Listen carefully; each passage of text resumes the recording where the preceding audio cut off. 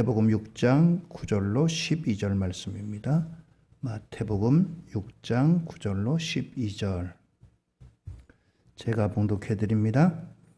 그러므로 너희는 이렇게 기도하라. 하늘에 계신 우리 아버지여, 이름이 거룩히 여김을 받으시오며 나라가 임하시오며 뜻이 하늘에서 이루어진 것 같이 땅에서도 이루어지이다.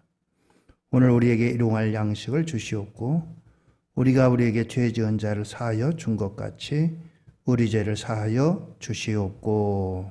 아멘. 오늘은 두 번째 이렇게 기도하라 이란 주제로다 말씀을 같이 나누겠습니다. 우리가 요새는 이제 편지보다는 편지 쓰는 사람 별로 없잖아요. 다 전화로다가 핸드폰으로다가 통하는 시대입니다. 그러나 편지를 쓸 때는 뭔가 형식이 있고 순서가 있습니다. 전화도 사실 그렇죠. 느닷없이 전화하자마자 그냥 부모님에게 전화했는데 자기 볼 일만 얘기하고 또 끊어버리는 것보다는 어떻게 건강하시냐고 별일은 없냐고 이렇게 안부도 여쭙고 이렇게 해서 대화가 시작되고 본론에 들어가죠. 편지는 더더욱 그렇습니다. 저희 학교 다닐 때 편지를 쓰는 형식을 이렇게 배운 적이 있는데 요새도 배우는지 모르겠어요. 요새는 아마 핸드폰이라든가 SNS 이런 거로다가 소통하니까 별로 이렇게 안 하겠지만 앞에 이제 인사말이 있습니다. 상대방에 대해서 친구면 친구, 부모님이면 부모님, 또 어른이면 어른, 동료면 동료 이런 식으로 다 거기에 맞는 인사가 있고 그 다음에 이제 비로소 이제 자기 이제 본래 의도를 이제 보내고 그 다음에 마지막 마무리 이렇게 인사를 하게 되어 있죠. 이렇게 기도하라. 이 말씀은 예수님이 제자들에게 너희들은 이렇게 기도하라. 기도는 이렇게 하는 거다. 이것을 알려주신 겁니다. 그런데 이렇게 기도하라 하면서 지난주에 누구에게 기도하라고 했냐면은 하나님 앞에 기도하라. 먼저 하나님께 드리는 기도가 있어야 된다라고 말씀을 드렸습니다. 그래서 이제 하늘에 계신 우리 아버지여, 하나님을 부를 때 그냥 하나님 이게 아니라 하늘에 계신 우리 아버지 그냥 또는 하나님 아버지 이렇게 부르는 것이 마땅하고 또 더 친근감도 있다라고 했습니다. 그냥 하나님 그렇게 하는 것보다는 하나님은 그냥 일반 보통 명사에 그런데 예수님이 가르쳐 주신 기도에는 이 하나님 아버지 이렇게 불렀습니다. 이것은 하나님이 남성이란 뜻이 아니고 하나님은 아버지와 같은 그런 품성이 있다라고 말씀을 드린 바가 있습니다. 그러면서 하나님의 나라가 임하게 하소서 이렇게 먼저 하나님에 대한 기도를 드린다라고 말씀을 드렸습니다. 두 번째는 오늘 이제 하나님께 대한 기도 다음에 사람을 위한 기도가 있다라고 했습니다. 여기에는 오늘 세 가지 단계가 있는데 첫 번째는 우리에게 날마다 필요한 양식을 주옵소서. 우리 같이 한번 해보실까요? 우리에게 날마다 필요한 양식을 주옵소서. 그렇습니다. 우리에게 날마다 필요한 양식을 주옵소서. 하나님은 우리의 영적인 것뿐만 아니라 우리의 육신적인 것들에도 관심이 있습니다. 특별히 하나님께서는 우리의 먹는 문제에 관심이 있으십니다. 하나님께서는 이제 그래서 우리에게 이 먹는 문제를 기도하는데 날마다 필요한 양식을 주옵소서라고 이렇게 기도하라고 했어요. 오늘 그렇다고 해가지고 우리가 이것이 이제 먹는 문제를 하나님이 외면하고 도외시하고 우리 육신의 문제를 도외시해서 너는 뭐 육신적인 것 그런 것들을 구하느냐? 영적인 신령한 것들을 구하고 은혜를 구하고 구원을 구해야지. 이것만이 아니라 우리의 이와 같은 육신의 것들도 하나님께서는 이제 관심이 있으시다라고 하는 겁니다. 여기 이 말씀은 오로지 이 먹는 것만을 구해라.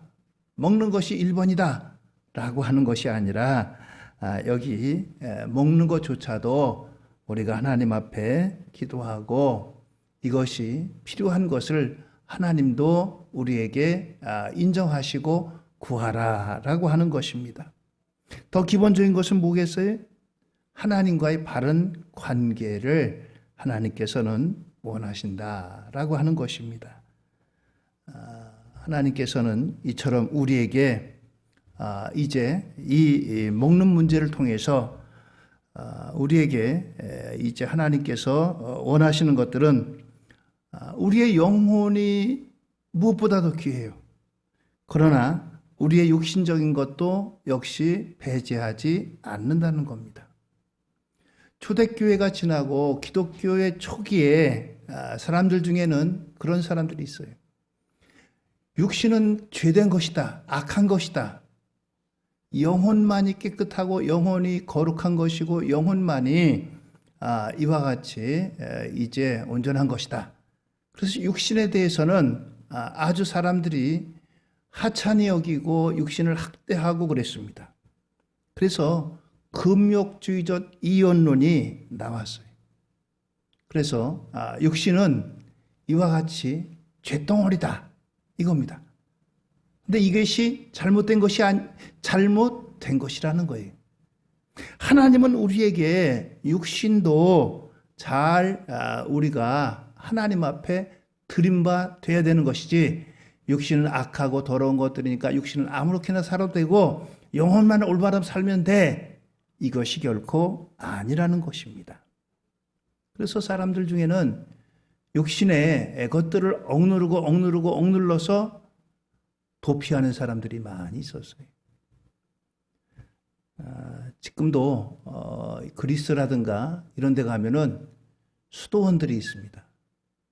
수도원들이 아주 사람이 발길이 닿기도 어려운 데 있어요. 여러분들 혹시 보셨는지 모르겠지만 깎아지르는 듯한 그런 데에다가 수도원들이 세워졌어요. 제가 한 3년 전에 성지순례를 갔는데 그리스에 가니까 이런 데가 있어요. 그런데 어떻게 올라가나 했더니 길도 없어요.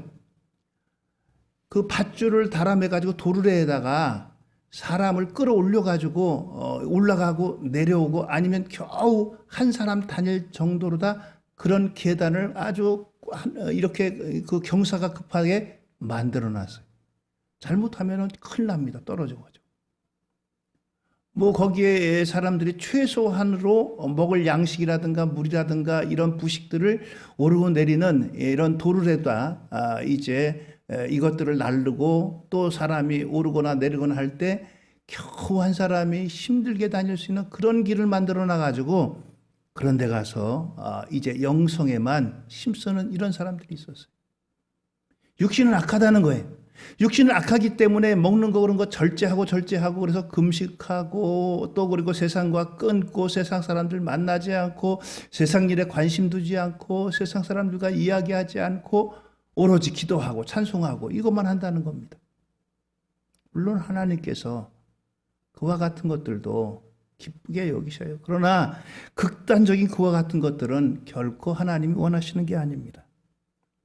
디모데전서 4장 3절에 혼인을 금하고 어떤 음식물은 먹지 말라고 할 터이나 음식물은 하나님이 지으신 바니 믿는 자들과 진리를 아는 자들이 감사함으로 받을 것이니라 라고 했어요. 나는 안 먹어, 나는 금식해, 나는 기도해, 이런 사람들에 대한 그러한 권면이에요. 그래서 이제 적지 않게 많은 이단들이 나왔어요. 육신은 악하기 때문에 육신은 멀리해야 된다. 육신은 자꾸 억눌러야 된다. 그러면서 그 사람들이 바로 영지주의자라고 하는 이러한 이단들입니다. 그러면서 그들은 이제 예수님은 육신으로 오신 게 아니고 영으로 오셨다. 예수님은 육신으로 오신 게 아니라 영으로만 오셨다는 거예요. 영으로만. 영은 눈에 보이지 않아요. 잡히지 않아요. 실체가 없어요.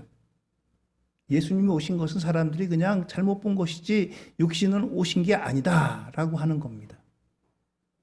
그러한 사상들을 널리 펼냈어요. 오늘 예수님이 우리에게 일용할 양식을 구하라라고 했는데 일용할 양식이 뭐냐? 그날에 필요한 양식이다라고 하는 거예요. 욕심 부리지 말고 분에 넘치는 것들을 욕심 부리지 말라라고 하는 거예요. 이스라엘 백성들이 출애굽해가지고 광야에서 가나안은 간 도중에 광야라고 하는 곳이 먹을 것이 없습니다. 물이 없습니다. 그래서 하나님께서 어떻게 주셨냐면 그들에게 매일같이 만나를 내려주셨어요. 새벽에 하나님께서 만나를 내려주시는데 40년 동안이나 내려주셨어요. 만나는 우리말로 하면 마치 과자라든가 떡 이런 것들 같은 개념이에요. 그런데 이것들을 매일같이 이런 새벽에 내려주셔서 아침이 되면 이스라엘 백성들이 전부 나가가지고 이것을 이제 모아가지고 집에 와서 가족들과 함께 먹는 겁니다. 그런데 어떤 사람들은 욕심이 있어가지고 야 이거 오늘은 있는데 내일 혹시 없을지 몰라. 그래서 그냥 이틀치 3일치를 그냥 막 긁어 모았어요. 그런데 이 사람이 하루 먹을 때는 이상이 없었는데 그 다음날 가서 먹으려니까 썩어서 먹을 수가 없는 거예요. 하나님께서 그래서 일용할 양식으로만 먹어라. 일용할 양식으로. 이틀치, 3일치 이렇게 모아두는 것들은 아무리 모아도 먹을 수가 없습니다. 그런데 문제는 안식일인 거예요.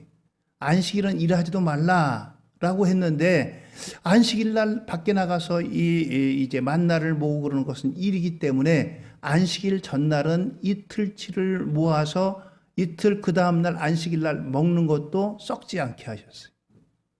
그래서 안식일 전날을 제외한 나머지는 하루치 양식만 가져가야지 아무리 긁어 모아도 그 다음 날은 썩어서 먹을 수가 없었던 겁니다. 오늘 이 일용할 양식을 구하라 라고 하는 것은 하나님 앞에 필요 이상의 욕심, 과한 욕심, 탐욕을 내지 말라라고 하는 거예요. 탐욕. 열심히 일해서 내가 열심히 일한 그 대가를 받는 것은 정당한 거예요. 마땅히 그렇게 해야 돼요. 아무 일도 안 하고 하늘만 쳐다보고 하나님 먹을 거 주세요. 하나님 도와주세요. 여기 하나님이 역사하지 않습니다. 내가 열심히 일해서 그것 가지고 내가 열심히 일한 것 가지고 내가 먹고 살아야 돼요. 그런데 여기 일용할 양식을 구하라고 하는 것은 그 능력 이상의 것들을 탐하지 말라라고 하는 거예요. 탐하지 말라. 그렇습니다. 자, 잠언 30장 8절로 9절에 보면 아굴이라고 하는 사람이 이렇게 기도했어요. 뭐라고 기도했나 한번 보실까요? 곧 헛된 것과 거짓말을 내게서 멀리 하옵시고 나를 가난하게도 마옵시고 부하게도 마옵시고 오직 필요한 양식으로 나를 먹이시옵소서. 혹 내가 배불러서 하나님을 모른다. 여호와가 누구냐 할까 하오며 혹 내가 가난하여 도둑질하고 내 하나님의 이름을 욕되게 할까 두려워함이니이다 라고 했습니다. 그랬습니다. 하나님 나로 하여금 너무 배부르게도 배고프게도 하지 마세요. 나로 하여금 너무 가난하게도 너무 부자도 적당하게 하나님 나를 지어주세요. 왜요? 가난하면 어떻게 해요? 목구멍이 포도청이고 사흘 굶은데 담을 넘지 않는 사람이 어디 있겠어요? 배고픈데. 그래서 나를 너무 배고파가지고 너무 가난해가지고 남의 것을 도둑질해서 하나님께 영광 가리는 일이 없도록 해주세요. 또 반대로 너무 부자가 돼가지고 배부르고 부자 되게 되면은 하나님께 대해서 멀어지게 돼 있어요. 하나님에 대한 관심이 없어요. 어떻게 하면 무엇을 좀 더 마시고 무엇을 좀 더 즐길까 여기에 관심이 있지. 그래서 하나님 앞에 이것을 구하고 있습니다. 오늘 우리에게 일용할 양식을 주옵소서.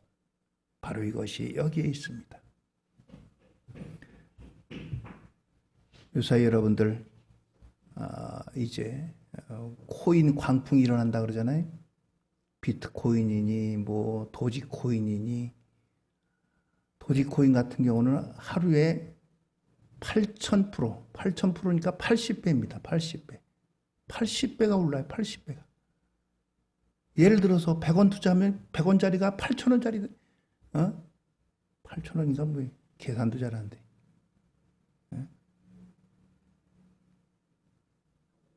이런 세상에, 이런 세상. 사람들이 여기에 혈안돼 있어요. 여기. 이건 탐욕인 거예요. 탐욕인 거예요. 여기에 대해서 미국에서 이런 것들, 코인에 대해서 세금 매기겠다 그러니까 그냥 뭐 곤두박질 쳤어요. 우리나라에서도 이거 조심해야 된다 한마디 하니까 그냥 곤두박질 쳤어요. 코인 투자한 사람들 잠이 안 올 거예요. 잠이 안 올 거예요. 이건 뭐 물건이 있는 것도 아니고 그냥 코인이라고 하는 눈에 보이지도 않는 건데 이게 돈이래요. 비트코인 하나가 뭐 지금 뭐 8천만 원까지 올라갔다 했어요. 8천만 원까지. 지금 뭐 뚝 떨어져 가지고 5천만 원대 정도 되고. 이거야말로 탐욕인 거예요. 탐욕. 필요 이상의 것들을 욕심 부리는 거. 이것 때문에 얼마나 우리가 힘들게 피곤하게 살아갑니까? 그렇습니다. 그래서 우리에게 일용할 양식에 대해서 디모데전서 6장 8절이야 이렇게 말씀합니다. 6장 8절에 우리가 먹을 것과 입을 것이 있은즉 족한 줄로 알 것이니라. 그렇습니다. 입을 것이 있고 먹을 것이 있으면 족한 줄로 알아 라고 하는 거예요. 근데 우리는 남보다 더 많이 더 좋은 거, 물론 이제 우리가 일한 그것의 결실은 정당한 거예요. 그런데 이 탐욕이 문제인 거예요. 탐욕. 일한 것 이상의 것들을 추구하는 것이 탐욕이에요. 일한 것 이상의 것들을 추구하는 것이. 빵 한 조각을 놓고 감사하는 기도하는 그런 그림이 있습니다. 여러분들 보신 적이 있으시죠?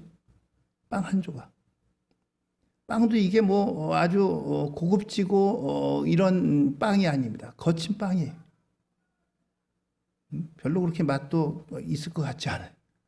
그런데 이 빵 한 조각 놓고도 하나님 앞에 감사하는 감사의 기도. 하나님 감사합니다. 이것이 바로 일용할 양식을 구하는 그와 같은 기도입니다. 오늘 저와 여러분들 우리가 하나님 앞에 이제 일용할 양식을 구하듯이 하나님 앞에 필요 이상의 탐욕을 구하지 않도록, 또 그리고 우리 주변에 이것조차도 해결하지 못하는 사람이 있지 않는가, 이것을 돌아보는 저와 여러분들 되기를 예수님의 이름으로 부탁을 드립니다. 그래서 우리에게 일용할 양식을 주옵소서. 필요 이상의 탐욕 이상으로 넘어가지 말라는 겁니다. 탐욕으로 넘어가지 말라는 거예요.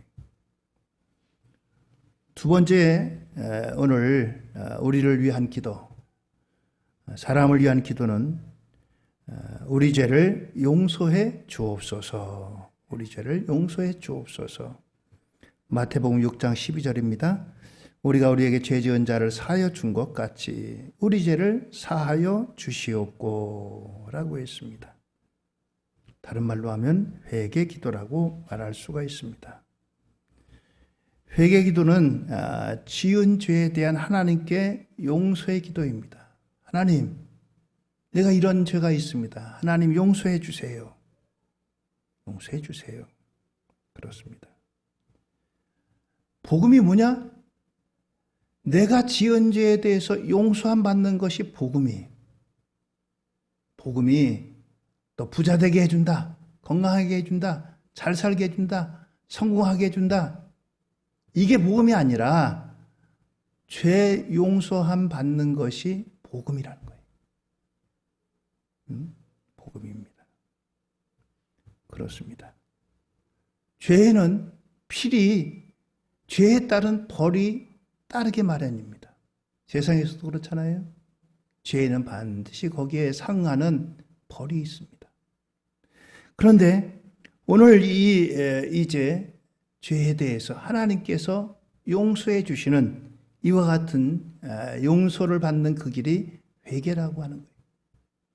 회개하지 않고 하나님 아시겠지, 하나님 알아서 용서해 주시겠지, 이것이 아니라 반드시 내가 하나님 앞에 내 죄에 대해서, 내 잘못에 대해서 하나님, 내가 이런 죄가 있습니다, 이런 잘못했습니다, 하나님 앞에 입을 열어 기도하는 거예요.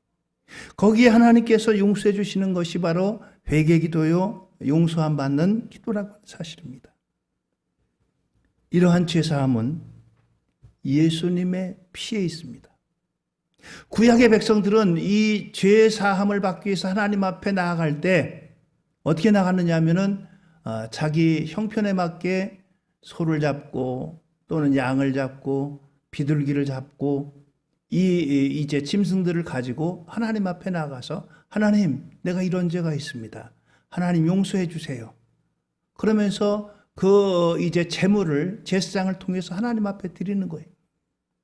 제사장이 그걸 가지고 하나님 앞에 올려드립니다. 하나님, 여기 누가 이런 죄가 있습니다, 하나님 저의 죄를 용서해 주세요. 하나님께서 제사장을 통해서 그래, 내 죄를 사하노라, 이렇게 하나님 앞에 이제 짐승을 잡아가지고 피를 뿌려가지고 그 피를 통해서 하나님께서 보시고서 이렇게 용서해 주시는 거예요.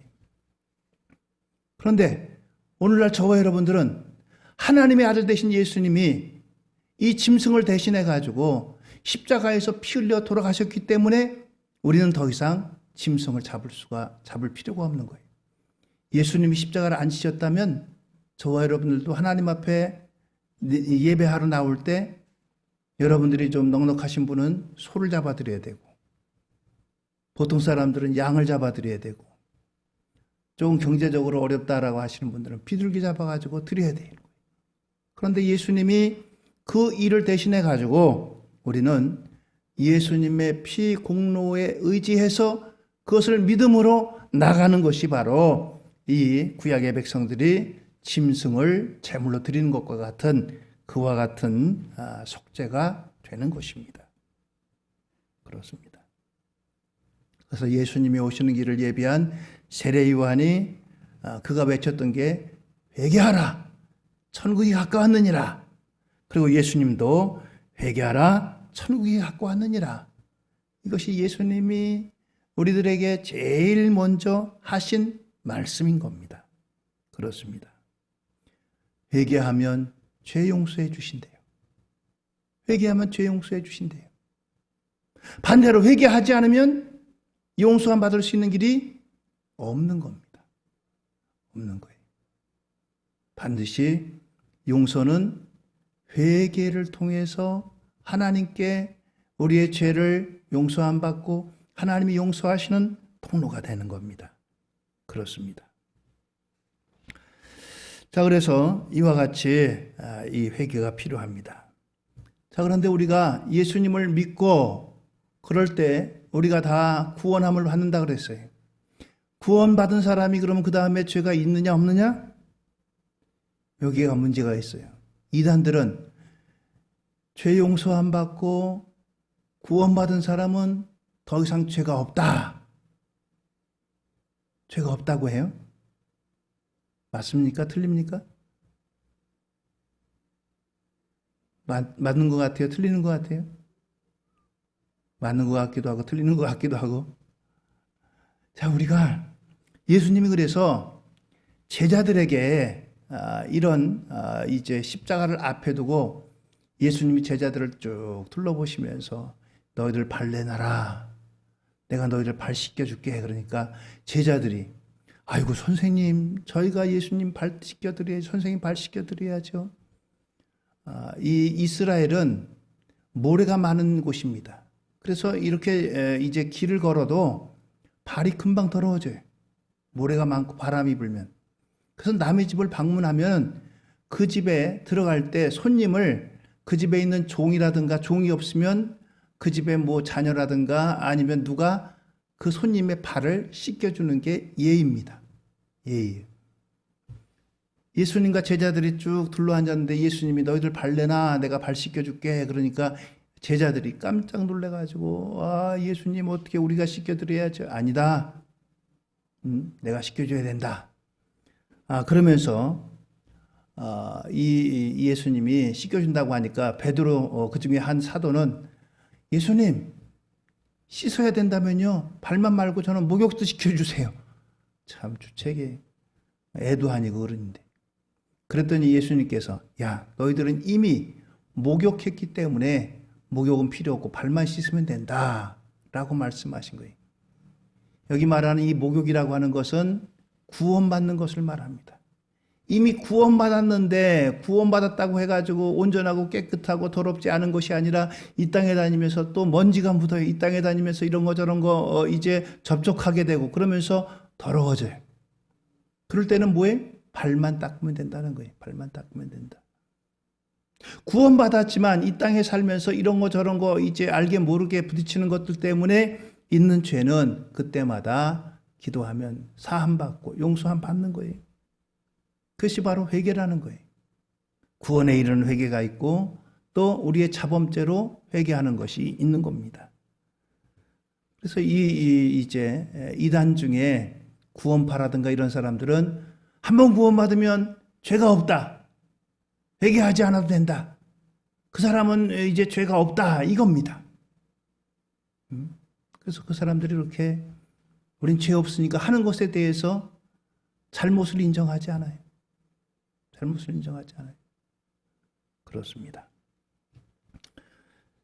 오늘 이와 같이 회개는 우리를 죄로부터 깨끗하게 하고 용서함 받는 그와 같은 일입니다.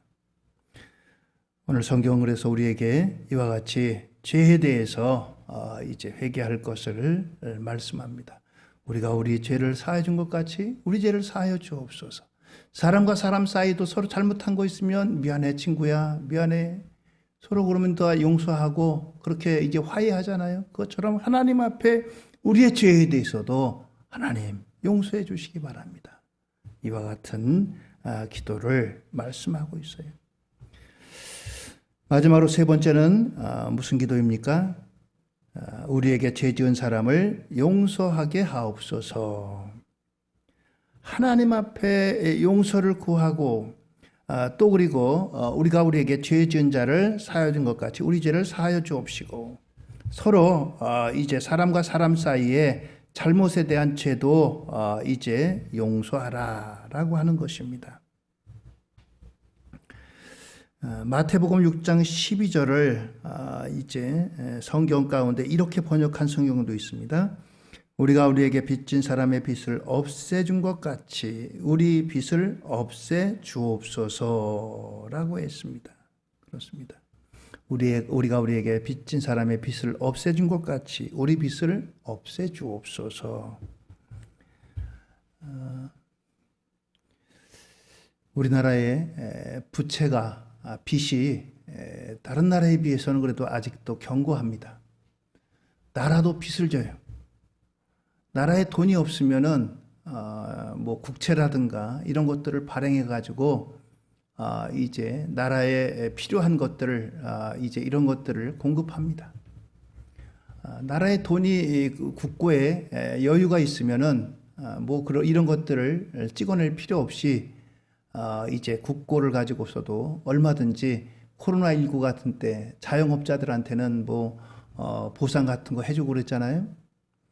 작년에는 저희 교회도 30만 원 받았어요. 교회도 뭐 어렵고 힘들다고 해가지고 30만 원을 보내주더라고요. 그래서 하여튼 교회도 30만 원을 받은 적이 있습니다. 이렇게 이제 나라를 운영하는데도 이제 예를 들어서 빚이 있을 수가 있습니다.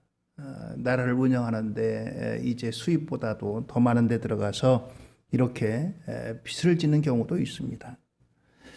그런데 나라의 빚은 뭐 나라가 빚졌다고 해가지고 여러분들 누가 우리 국민들을 뭐 구속한다든가 그런 건 없어요. 그렇지만 개인이 빚을 지게 되면 다르죠. 개인이 빚을 지게 되면 다르죠. 근데 이 개인이 빚을 지고 세금을 못 내고 그러면 뭐 나중에는 이제 여러 가지 제재가 가해지게 되죠. 제재가 가해지게 됩니다. 이러한 빚은 될 수 있으면 지지 않고 진다면은 될 수 있으면 빨리 갚는 것이 좋습니다. 어떤 사람은 너무 이런 경제적인 관념이 없는 사람이 있어요. 내 것도 내 거, 남의 것도 내 것처럼 그냥 남의 거를 그냥 뭐 필요해서 쓸 때는 그냥 뭐 간이라도 빼줄 것처럼 해가지고 빌리고서는 그냥 나 몰라라 하고 그렇게 이제 무관심한 사람도 있어요. 사람들 근데 그 사람들하고 누가 계속해서 거래하고 그 사람들과 교제하겠어요? 한두 번이지. 마태복음에 보면은 이런 얘기가 있습니다. 한 사람이 빚을 졌는데 이 빚에 이자의 이자가 자꾸 불어나가지고 너무너무 커졌어요. 고금리를 했던지 하여튼 간에 빚이 어마어마하게 커졌습니다. 도저히 갚을 수 없는 지경까지 이르렀어요. 그런데 이제 빚을 준 사람이 이 사람이 아마 성실하게 갚으려고 해도 아마 이 갚을 수 없고 이런 것들을 보았던 것 같아요. 안 되겠다. 그래, 탕감해 주자. 탕감해 줬습니다. 빚을 다 면제해 줬단 말이에요. 그런데 이 빚을 면제받은 사람이 자기가 빚을 탕감받은 것에 비하면 뭐 세 발의 피로 얼마 되지도 않는 아주 조그만 돈을 빚진 사람을 만났더니 그 사람에게 가서 멱살을 잡고 너 나한테 빚진 거 왜 안 갚아? 응? 너 내일까지 안 갚으면 너 차 붙을 줄 알아. 이런 식으로 사람을 괴롭히는 겁니다. 근데 이 사실을 알고 그 사람에게 많은 빚을 이제 탕감해 준 사람이 야, 너는 안 되겠다. 너는 도대체 나한테 빚진 게 얼만데 그래 그 쥐꼬리만한 그 빚을 안 갚는다고 네가 그 빚 준 사람한테 그래? 너 빚 탕감해 준 거 취소야. 빚 갚아. 이런다는 겁니다. 오늘 이와 같이 이제 우리의 경제관념이 이제 잘 바로 서야 됩니다. 남에게 줄 것은 인색하고 남에게 받을 것은 악착같이 받으려고 하고 이와 같은 것들에 대해서는 용서받을 길이 없다는 거예요. 나도 용서함 받았다면은 억만금을 주고 내가 도저히 내 일생 동안 아무리 노력하고 수고해도 갚을 수 없는 것들, 어마어마한 것들을 내가 용서 탕감받았어요. 그렇다고 한다면은 거기에 비하면 나는 얼마 되지도 않는 것들을 내가 나에게 빚진 사람을 용서해 줘라 라고 하는 겁니다. 용서해 줘라. 이것은 뭐예요? 우리의 죄가 엉망 같은 그와 같은 죄로 예수님의 십자가에 달리심으로 우리가 구원받았어요. 말하자면 용서받은 거예요. 구원받았다라고 하는 것은 용서받았다는 거예요. 그런데 우리가 우리 사람과 사이에 거기에 비하면 아무것도 아니고 뭐 사실 따지고 보면 별것도 아닌데 우리 너무 거기에 집착해가지고 죽을 때까지 원수 삼고 너 그랬지. 응? 마음을 풀지 않고 용서하지 않고 미워하고 증오하고 이런 것들을 용서해 주지 못한다면 내가 하나님 앞에 용서받을 근거가 뭐냐는 거예요. 네가 그 근죄를 용서받았다면 마땅히 너도 용서해 줘야 된다는 겁니다. 여러분들 혹시 기도하다가 내가 아직도 마음속에 열지 못한 사람이 있다면 용서해 주지 못한 사람이 있다면 그 사람이 나에게 용서를 구했든지 안 구했든지 용서를 구했다면 더 좋겠지만 내 마음에 안 들어. 내 마음에 흡족하지 않아. 그 사람 나에게 너무너무 고통을 줬어. 너무너무 나에게 아픔을 줬어. 그러더라도 용서해 주라는 거예요. 용서해 주라는 거예요.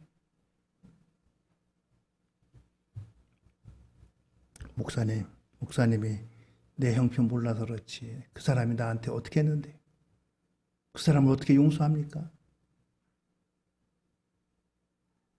여러분들, 저와 여러분들은 예수님에게 용서함 받을 만큼 뭐 그렇게 뛰어나게 있나요? 우리가 어떤 공로가 있나요? 우리 그것 때문에 예수님이 야 그래 너는 용서해 줄게. 아유 네 한 거 보니까 그래 가상하다. 용서해 줄만 하구나. 너 나를 위해서 100일씩이나 금식했어? 너 나를 위해서 뭐 40일씩이나 철회를 했어? 철회하며 기도했어? 네가 나를 위해서 야, 그 많은 사람을 전도했어? 수천 명을 전도했어? 그래 그럼 내가 너를 용서해 주마.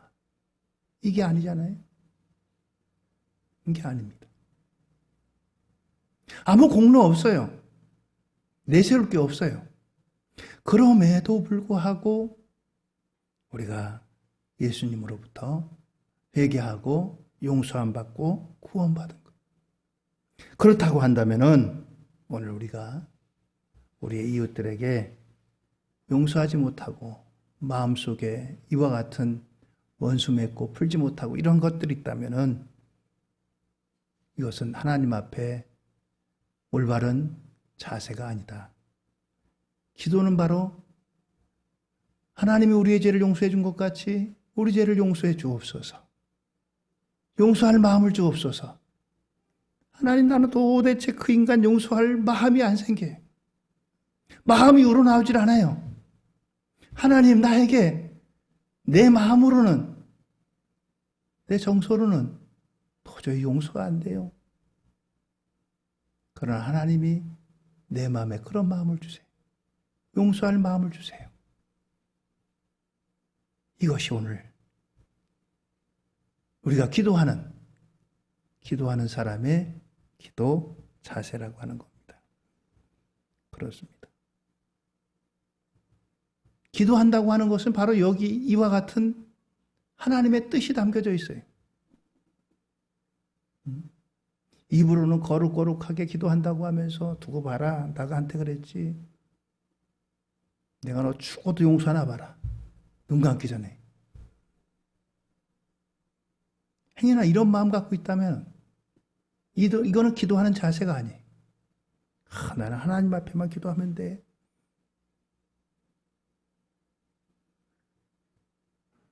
기도는 하나님 앞에 드리는 기도. 사람과 사람 사이의 기도. 이게 풀리지 않고 이게 해결되지 않고 하나님 나 이거 해주세요. 하나님 나 저거 해주세요. 이렇게 돼야 돼요. 부르짖어 아무리 금식하고 아무리 철회하고 아무리 기도해도 하나님이 받지를 않으십니다. 너 이거 문제 해결되지 않았잖아.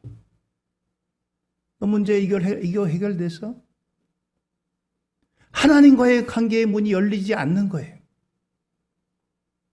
그렇습니다.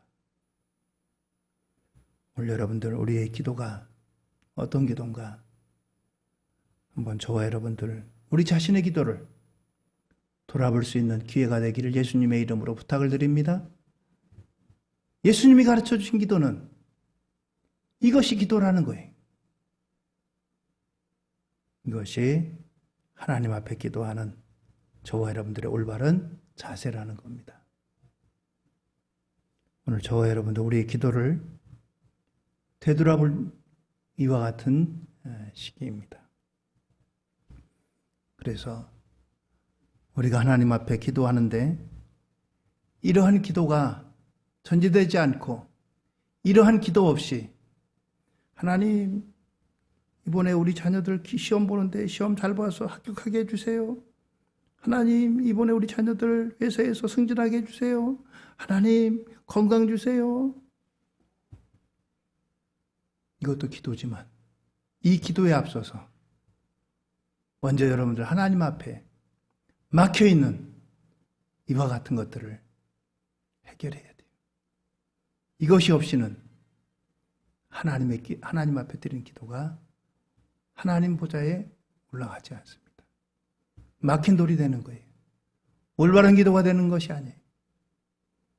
오늘 저와 여러분들의 기도가 주님이 보시기에 주님 앞에 상달받을 만한 이러한 기도가 되기를 예수님의 이름으로 축원드립니다.